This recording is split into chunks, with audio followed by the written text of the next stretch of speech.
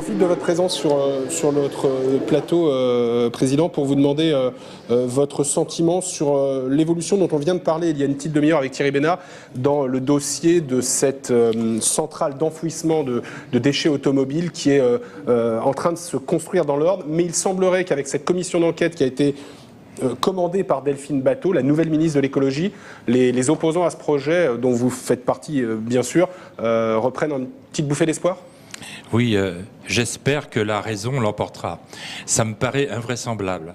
Quand vous êtes dans une région qui est connue du monde entier pour la qualité de ses terrains, pour l'élevage du cheval de sport ou du cheval de course, qu'il soit du trotteur ou du pur sang, ça me paraît absolument incohérent de transformer un certain nombre de dizaines, voire de centaines d'hectares en amoncellement de, j'allais dire, entre guillemets, pour faire court, d'ordures.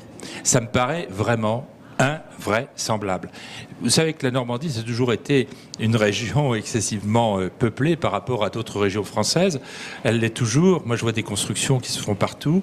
Hein, et vraiment, je ne comprends pas que certaines autorités aient pu accepter cela.